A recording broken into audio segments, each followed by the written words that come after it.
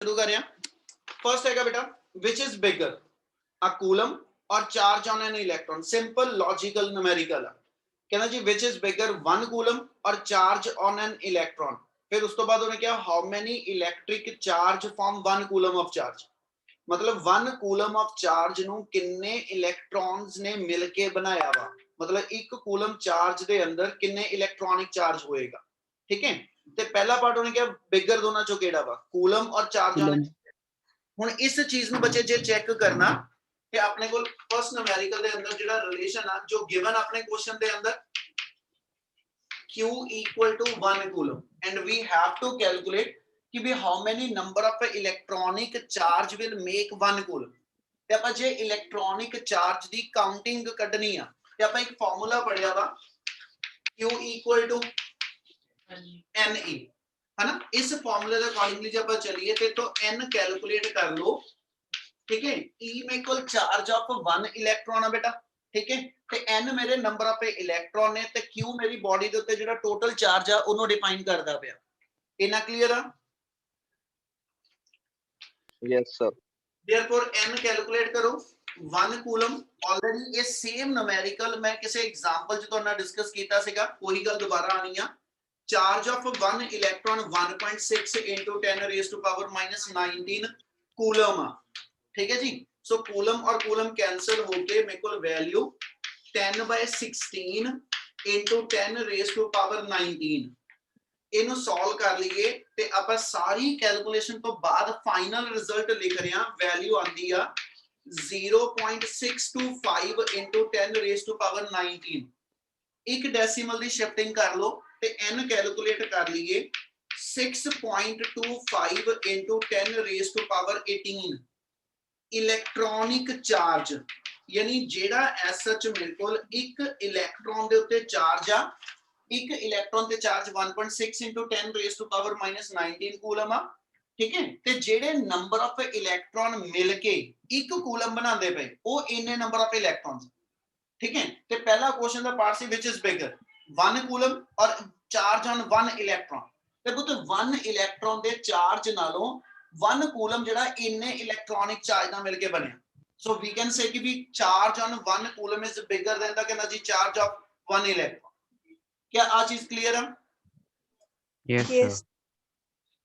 क्या न्यूमेरिकल नु समझण च किसे नु डाउट है बच्चे कि क्लियर है? The सर आप clear. पहला रिपीट करियो विच इज बिगर। पुत ਆਪਾਂ ਹੁਣ ਇੱਥੋਂ ਜੇ ਲਈਏ ਨਾ ਬੇਟਾ ਆਪਾਂ ਕਹਿੰਦੇ ਜੀ ਚਾਰਜ ਆਫ 1 ਇਲੈਕਟ੍ਰੋਨ ਇਹਦਾ ਲਿਖ ਲਓ ਨਾ। ਇੱਕ electron the charge 1.6 into 10 raised to power minus 19 coulomb ਆ। ਤੇ ਜੇ ਆਪਣੇ ਆਪ ਚ ਆਪਾਂ ਇਸ ਨੰਬਰ ਨੂੰ ਦੇਖੀਏ ਤੇ ਆਪਣੇ ਕੋਲ ਵੈਲਿਊ ਕੀ ਬਣੀ 1.6 over 1 ਦੇ ਨਾਲ 19 ਜ਼ੀਰੋ ਲਾਣੀ ਆ। ਇਹਦਾ ਮਤਲਬ ਜਿਹੜਾ ਇੱਕ ਇਲੈਕਟ੍ਰੋਨ ਦੇ ਉੱਤੇ ਚਾਰਜ ਆਇਆ ਉਹ 0.00000 ਕਰਕੇ ਕਹਿੰਦਾ ਜੀ 16 ਬਣੋ। हाँ जी सर। ਇਹਦਾ ਮਤਲਬ ਇੱਕ ਇਲੈਕਟ੍ਰੋਨ ਦਾ ਸਿਰਫ ਇੰਨਾ ਹੀ ਕੂਲਮ ਚਾਰਜ ਆ ਹਨਾ। ਤੇ ਜੇ ਇੱਕ ਇਲੈਕਟ੍ਰੋਨ ਦਾ ਇੰਨੇ ਕੂਲਮ ਚਾਰਜ ਆ ਤੇ ਮਤਲਬ ਫਿਰ 1 ਕੂਲਮ ਚ ਤਾਂ ਮੇਰੇ ਕੋਲ ਜਿਹੜਾ ਚਾਰਜ ਆ ਉਹਦੀ ਵੈਲਿਊ ਬਿਗਰ ਹੋਈ। हाँ जी सर। ਸੋ ਉਹਨੇ ਇਹੀ ਚੀਜ਼ ਕਹੀ ਹੈ ਬੇਟਾ ਕਿ ਵੀ ਕਿਹਦਾ ਚਾਰਜ ਮੇਰੇ ਕੋਲ ਕਹਿੰਦਾ ਜੀ ਐਸ ਚ ਲਾਰਜਰ ਆ 1 ਕੂਲਮ ਤੇ ਇੱਕ ਇਲੈਕਟ੍ਰੋਨ ਦਾ। ਤੇ ਆ ਮੇਰੇ ਕੋਲ ਜਿਹੜਾ 1 ਇਲੈਕਟ੍ਰੋਨ ਦਾ ਚਾਰਜ ਆ that should be quite smaller as compared to that of the ਕਹਿੰਦਾ ਜੀ ਚਾਰਜ ਆਫ 1 ਕੂਲਮ। ਹੋ ਜੂ यस सर। ਕਰਾਂ continue with the second. Yes Yes, sir.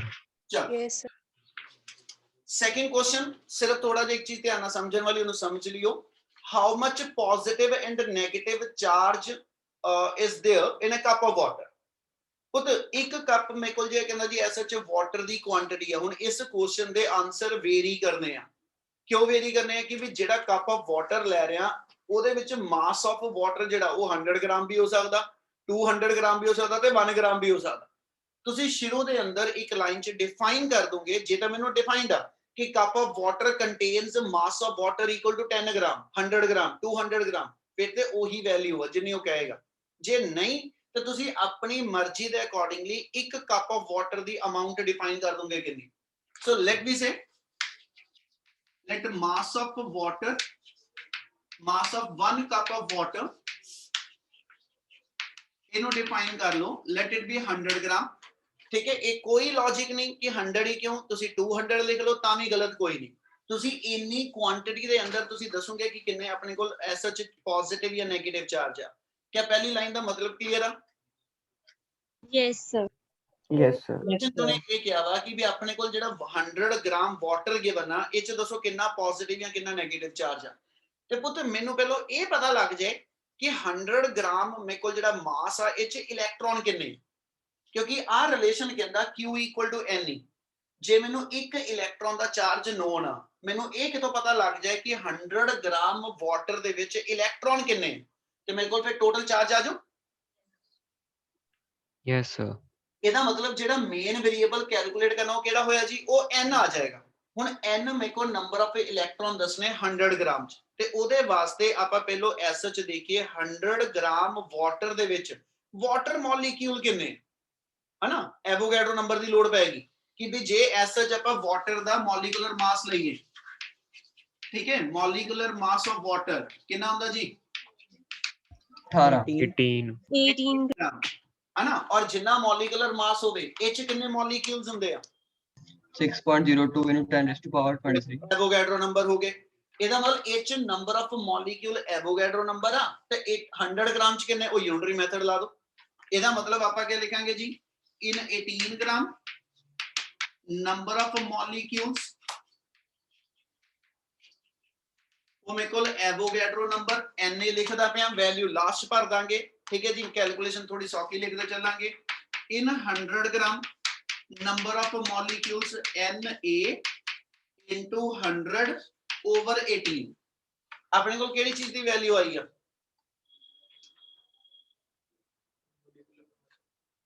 ਜੋ ਕੈਲਕੂਲੇਟ ਕੀਤਾ ਇਹ ਕਿਹੜਾ ਵੇਰੀਏਬਲ ਆਇਆ, क्या ये चार्ज आ गया सर? कितने मॉलिक्यूल्स होंगे इसमें वाटर में? ਮੋਲੀਕਿਊਲਸ ਆਏ ਨਾ। ਤੇ ਪੁੱਤ ਅੱਗੇ ਹੁਣ ਇਹ ਦੇਖੀਏ ਕਿ ਇੱਕ ਮੋਲੀਕਿਊਲ ਜਿਹੜਾ ਵਾਟਰ ਦਾ ਹੁੰਦਾ ਉਹ ਚ ਕਿੰਨੇ ਇਲੈਕਟ੍ਰੋਨ ਹੁੰਦੇ। ਆਪਾਂ ਕੱਢਣਾ ਕੀ ਆ n, ਔਰ n ਕੀ ਆ ਨੰਬਰ ਆਫ ਇਲੈਕਟ੍ਰੋਨਸ, ਹਨਾ।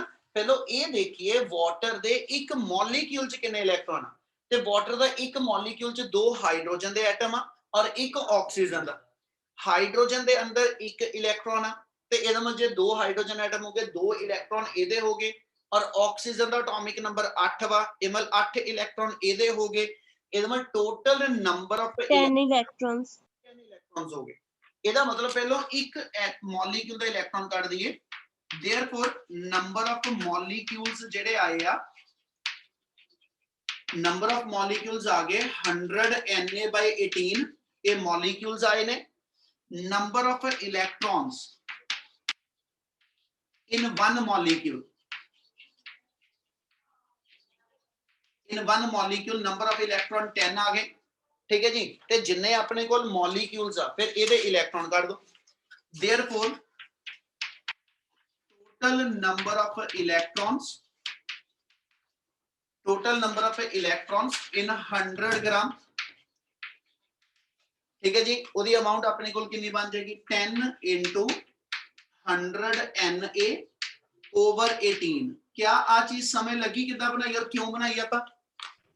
Yes, sir. Yes, sir. ਇਹ ਕਿਹਦੀ ਵੈਲਿਊ ਆਈ ਆਪਣੇ ਕੋਲ? Total sir. electrons. ਉਹਨੇ ਪੁੱਛਿਆ ਵਾ ਕਿ ਵੀ ਟੋਟਲ ਪੋਜ਼ਿਟਿਵ ਜਾਂ 네ਗੇਟਿਵ ਚਾਰਜ ਕਿੰਨਾ, ਤੇ ਮੋਲੀਕਿਊਲ ਨਿਊਟਰਲ ਹੁੰਦਾ ਹੈ ਨਾ। ਵਾਟਰ ਮੋਲੀਕਿਊਲ ਨਿਊਟਰਲ ਹੋ ਗਿਆ, ਤੇ ਜੇ ਨਿਊਟਰਲ ਆ ਤੇ ਇੱਕ ਮੋਲੀਕਿਊਲ ਚ ਜਿੰਨਾ ਪੋਜ਼ਿਟਿਵ ਚਾਰਜ ਆਏਗਾ ਉਨਾ ਹੀ 네ਗੇਟਿਵ ਆਜੂ। ਇਸ ਕਰਕੇ ਜੇ ਨੈਕਸਟ ਆਪਾਂ ਲਿਖ ਦਈਏ we know that Q = +- Ne। ਇਹ ਮਤਲਬ ਜਿੰਨਾ ਪੋਜ਼ਿਟਿਵ ਚਾਰਜ ਹੋਏਗਾ ਉਨਾ ਹੀ ਮੇਰੇ ਕੋਲ 네ਗੇਟਿਵ, ਤੇ ਇਹ ਚ ਵੈਲਿਊ ਪੁੱਟ ਅਪ ਕਰ ਦਿਓ n ਦੀ, ਜਿੰਨੇ ਨੰਬਰ ਆਫ ਇਲੈਕਟ੍ਰੋਨ ਆਏ ਆ, ਤੇ multiply by charge of 1 electron. Therefore अपने को वैल्यू बन जाएगी Q = +- 10 into 100 आ गया 1000। Na ਦੀ ਵੈਲਿਊ ਭਰ ਦਿਓ, ਐਵੋਗੈਡਰੋ ਨੰਬਰ ਬੋਲੋ ਕਿੰਨਾ ਸੀ 6.022 into 10⁻23. 6.02 into 10⁻23 into charge of electron आ गया 1.6 into 10⁻⁻9। ਆ ਸੋल्व करके जिन्ना आ जाएगा ये 100 ग्राम ऑफ वाटर दे अंदर मेरे को नंबर ऑफ टोटल पॉजिटिव और नेगेटिव चार्ज आ जाए। ਇੱਕ ਵਾਰੀ ਤਸੱਲੀ ਨਾਲ ਸਟੈਪ ਸਾਰਿਆਂ ਨੂੰ ਨਿਗਾਹ ਮਾਰੋ, ਦੇਖੋ ਆਪਾਂ ਕਿਹੜਾ ਸਟੈਪ ਕਿਉਂ ਬਣਾਇਆ ਵਾ, ਉਹ ਜ਼ਰੂਰ ਪਤਾ ਹੋਣਾ ਚਾਹੀਦਾ ਕਿ ਵੀ ਮੈਨੂੰ ਇਹਦੀ ਸਟੈਪ ਦੀ ਲੋੜ ਕਿਉਂ ਪਈ ਆ। ਇੱਕ ਮਿੰਟ ਤਸੱਲੀ ਨਾਲ ਨਿਗਾਹ ਮਾਰੋ, ਜੇ ਲੱਗ ਰਿਹਾ ਪੁੱਛਣ ਵਾਲਾ ਕੋਈ ਸਟੈਪ ਤੇ ਪਹਿਲਾਂ ਬੋਲੂਗੇ, ਫਿਰ ਆਪਾਂ ਅੱਗੇ ਕੰਟੀਨਿਊ ਕਰਾਂਗੇ। ਚਲੋ ਜੀ, ਥਰਡ ਨੂਮੈਰੀਕਲ ਹੈਗਾ, ਸਟੇਟਮੈਂਟ ਸਮਝਣ ਵਾਲੀ ਹੈ ਥਰਡ ਨੂਮੈਰੀਕਲ ਦੀ।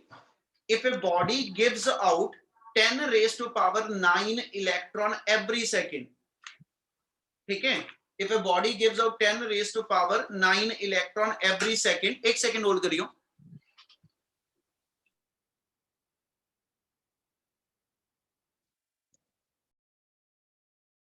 सॉरी बच्चे रुकिए सी। थर्ड हैगा पुत्र, if a body gives out 10 raised to power 9 electrons every second, ठीक है, then how much time is required to get a total charge of 1 coulomb from it? थोड़ा जा लॉजिकली समझियो, उन्हें मैंने क्या किया, कहना जी आ मान लो मेरे को एक कोई बॉडी गिवन आ, ठीक है, ਅਸੀਂ कहना जी इस बॉडी A ने उन्हें कहा जी एज सच गिव आउट, इस बॉडी ਦੇ ਵਿੱਚੋਂ ਇਲੈਕਟ੍ਰੋਨ ਨਿਕਲਦੇ ਪਏ, ठीक है, ਉਹ ਕਹਿੰਦਾ ਜੀ ਕਿੰਨੇ ਇਲੈਕਟ੍ਰੋਨ ਨਿਕਲਦੇ ਪਏ, ਉਹਦੀ ਅਮਾਉਂਟ ਹੋਣੀ ਕਹੀ ਆ 10 ਰੇਜ਼ ਟੂ ਪਾਵਰ 9 ਇਲੈਕਟ੍ਰੋਨ ਜਿਹੜੇ ਆ ਬॉडी ਰਿਲੀਜ਼ ਕਰਦੀ ਜਾ ਰਹੀ 1 ਸੈਕਿੰਡ, ਔਰ ਜਦੋਂ ਇਸ ਬॉडी ਨੇ ਇਲੈਕਟ੍ਰੋਨ ਰਿਲੀਜ਼ ਕਰਨੇ ਆ ਕਿਸੇ ਦੂਜੀ ਬॉडी ਕੋ ਤਾਂ ਟ੍ਰਾਂਸਫਰ ਹੋਊਗੇ। Yes sir. Yes Yes, sir. ਆ ਬॉडी B ਗਿਵਨ ਹੈ ਨਾ, ਇਹਦਾ ਮਤਲਬ ਇਧਰੋਂ ਇਲੈਕਟ੍ਰੋਨ ਨਿਕਲ ਕੇ ਇਸ ਬॉडी ਕੋਲ ਜਾਈ ਜਾ ਰਹੇ, ਇਹਦੇ ਤੇ ਕਿਹੜਾ ਚਾਰਜ ਆਂਦਾ ਜਾਏਗਾ ਬॉडी ਇਹਦੇ ਉੱਤੇ पॉजिटिव Positive charge. इन्होंने किया वा कि भाई कितना टाइम लगेगा कि इस बॉडी पे 1 कूलम चार्ज आ गए, यानी मैं इस बॉडी चो लगातार इलेक्ट्रॉन कड्डी जाना, उदों तक कड्डी चलना जदों तक इस बॉडी ते चार्ज 1 कूलम नहीं बन जाता। इन्हीं गल समझ लगी? Yes sir 10 raise to power 9 electron जदों बॉडी पुत दो चीज़ां ने, गल समझो ध्यान नाल, ਜਦੋਂ 10 raise to power 9 electron body A ਨੇ ਲੂਜ਼ ਕੀਤੇ, ਇਹਦੇ ਤੇ ਕਿੰਨਾ ਚਾਰਜ ਆਇਆ ਉਹ ਆਪਾਂ ਕੈਲਕੂਲੇਟ ਕਰ ਸਕਦੇ ਹਾਂ। Yes sir Yes sir. ਆਪਣੇ ਕੋਲ ਫਾਰਮੂਲਾ ਸੀਗਾ ਉੱਪਰ Q = NE, ਹਨਾ, ਯਾਨੀ N 10 ਰੇਜ਼ ਟੂ ਪਾਵਰ 9 ਹੋਵੇ ਤੇ ਮੈਨੂੰ ਇਹ ਪਤਾ ਲੱਗ ਜੂ ਕਿ ਵੀ ਕਿੰਨਾ ਚਾਰਜ ਬਣਾਏਗਾ, ਤੇ ਜਿੰਨਾ ਵੀ ਚਾਰਜ ਬਣੇ ਲੈਟ ਵੀ ਅਸਿਊਮ ਉਹ 1 ਮਾਈਕਰੋ ਕੂਲਮ ਚਾਰਜ ਹੋਵੇ, ਇਹਦਾ ਮਤਲਬ ਇਸ ਬॉडी ਤੇ 1 ਮਾਈਕਰੋ ਕੂਲਮ ਚਾਰਜ ਨੂੰ ਹਨਾ ਡਿਵੈਲਪ ਹੋਣ ਵਾਸਤੇ 1 ਸੈਕਿੰਡ ਲੱਗਦਾ ਪਿਆ, ਤੇ ਫਿਰ ਆਪਾਂ ਯੂਨਿਟਰੀ ਮੈਥਡ ਲਾ ਦਾਂਗੇ 1 ਮਾਈਕਰੋ ਕੂਲਮ ਨੂੰ 1 ਸੈਕਿੰਡ ਲੱਗਿਆ ਤੇ 1 ਕੂਲਮ ਨੂੰ ਕਿੰਨਾ ਟਾਈਮ ਲੱਗਿਆ, ਕਹਿੰਦਾ ਜੋ ਟਾਈਮ ਕੱਢ ਦਿਓ। ਇਹਦਾ ਮਤਲਬ ਸਭ ਤੋਂ ਪਹਿਲਾਂ ਕੀ ਕਰਾਂਗੇ, ਜਿੰਨੇ ਇਲੈਕਟ੍ਰੋਨ ਟ੍ਰਾਂਸਫਰ ਹੋਇਆ ਇਹਦੇ ਨਾਲ ਬਣਾਓ ਬॉडी ਤੇ ਚਾਰਜ ਕਿੰਨਾ ਆਇਆ, ਠੀਕ ਹੈ, ਇਹਦਾ ਮਤਲਬ ਆਪਾਂ ਜਿਹਨੂੰ ਮੈਥਮੈਟਿਕਲੀ ਲਿਖੇ ਤਾਂ ਆਪਣੇ ਕੋਲ ਕੀ ਆ ਜੀ, ਚਾਰਜ ਔਨ ਬॉडी A, ठीक है, charge on body A equal given by ये इधर लिख दो Q = NE, ਤੇ therefore ਆਪਣੇ ਕੋਲ Q ਦੀ value 10 raise to power 9 number of electron transfer ਹੋਏ ਇਨਟੂ ਇਲੈਕਟ੍ਰੋਨਿਕ ਚਾਰਜ ਦੀ amount 1.6 into 10 raise to power -90, therefore ਆਪਣੇ ਕੋਲ ਬॉडी ਤੇ ਚਾਰਜ ਆ ਗਿਆ 1.6 into 10 raise to power -10 coulomb. क्या ਇੰਨੀ ਗੱਲ ਪਹਿਲਾਂ ਸਮਝ ਲੱਗੀ ਕਿ ਇਹ ਸਟੈਪ ਕਿਉਂ ਬਣਾਇਆ ਆਪਾਂ? Yes. Yes sir. ਹੁਣ ਇੰਨਾ ਚਾਰਜ ਬॉडी ਦੇ ਉੱਤੇ ਕਿੰਨੇ ਟਾਈਮ ਚ ਆਇਆ ਵਾ, 1 ਸੈਕਿੰਡ ਚ ਨਾ। 1 second. ਆਪਾਂ ਬॉडी ਤੇ ਚਾਰਜ ਕਿੰਨਾ ਲੈ ਕੇ ਆਣਾ, 1 ਕੂਲਮ। ਆਪਾਂ ਯੂਨਿਟਰੀ ਮੈਥਡ ਲਾ ਦਾਂਗੇ ਕਿ ਵੀ if 1.6 into 10 raised to power -10 coulomb charge will develop on a body in time equal to, ਵਿਚਲੇ ਵਰਡ ਨਹੀਂ ਲਿਖ ਰਿਹਾ, in short ਲਿਖਦਾ ਪਿਆ, ਟਾਈਮ 1 ਸੈਕਿੰਡ ਦੇ ਅੰਦਰ, ਤੇ ਆਪਾਂ ਬॉडी ਤੇ ਚਾਰਜ ਕਿੰਨਾ ਲਿਆਣਾ ਜੀ, 1 ਕੂਲਮ, ਤੇ ਫਿਰ 1 ਕੂਲਮ ਲਈ ਟਾਈਮ ਕੱਢ ਦਿਓ, ਠੀਕ ਹੈ, 1 into 1 over 1.6 into 10 raised to power -10, ਇਹਨੂੰ ਸੋਲਵ ਕਰ ਲਓ, ਆਪਣੇ ਕੋਲ ਵੈਲਿਊ ਬਣ ਗਈ 1 over 10/16 ਕਰ ਦੋ, ਡੈਸੀਮਲ ਹਟਾ ਦਿਓ, ਉਹਦੇ ਉੱਪਰ ਲੈ ਜਾਓ, ਠੀਕ ਹੈ, ਨਾਲ ਉੱਪਰ ਆ ਗਿਆ 10 raised to power 10, ਠੀਕ ਹੈ। ਹੋਰ ਐਡਜਸਟ ਕਰਨਾ ਤੇ ਇਥੋਂ ਇੱਕ 0 ਇੱਧਰ ਹੋਰ ਐਡਜਸਟ ਕਰ ਲਓ, 100/16 ਆ ਜਾਏਗਾ, ਆਪਣੇ ਕੋਲ ਟਰਮ ਬਣ ਗਈ 100/16 into 10 raised to power 9, 16 ਦਾ 96 है ना, यानी approximately 6 point something into 6.25 something into 10 raised to power 9 second ਲੱਗਣਗੇ, ਤੇ ਮੈਂ ਇਹਨੂੰ ਡੇਜ਼ ਦੇ ਵਿੱਚ ਜਾਂ ਈਅਰ ਚ ਅੱਗੇ ਕਨਵਰਟ ਕਰਨਾ ਚਾਹਾਂ ਤਾਂ ਉਹ ਕਰ ਸਕਦਾ, ਮੈਨੂੰ ਪਤਾ ਲੱਗ ਜਾਏਗਾ ਕਿੰਨਾ ਟਾਈਮ ਲੱਗੇਗਾ, ਠੀਕ ਹੈ ਜੀ, ਇਸ ਬॉडी ਦੇ ਉੱਤੇ 1 ਕੂਲਮ ਚਾਰਜ ਨੂੰ ਬਿਲਟ ਅਪ ਹੋਣ ਵਾਸਤੇ। क्या आ समझ आया जी? Yes sir. Sir Yes, answer ਚਾਹੇ ਸੈਕਿੰਡਸ ਦੇ ਅੰਦਰ ਹੀ ਛੱਡ ਦਈਏ। ਹਾਂ ਬਿਲਕੁਲ ਛੱਡ ਦਿਓ ਜੀ। ਇੱਥੇ ਆਨਸਰ ਈਅਰ ਚ ਲਿਖਿਆ ਹੋਇਆ, ਆਪਾਂ ਨੂੰ ਈਅਰ ਚ ਕਿਹਾ ਹੀ ਨਹੀਂ ਕੁਐਸਚਨ ਚ, ਠੀਕ ਹੈ। ਬੁੱਕ ਚ ਆਨਸਰ ਈਅਰ ਚ ਸੀਗਾ, ਮੈਂ ਤਾਂ ਈਅਰ ਵਾਲਾ ਆਨਸਰ ਲਿਖਿਆ ਬੇਟਾ। ਐਸਆਈ ਯੂਨਿਟ ਸੈਕਿੰਡ ਹੀ ਹੁੰਦਾ, ਤੁਸੀਂ ਆਨਸਰ ਸੈਕਿੰਡ ਚ ਛੱਡੋ। Okay sir. ਕਲੀਅਰ ਹੈ numerical? Yes Yes, sir. yes.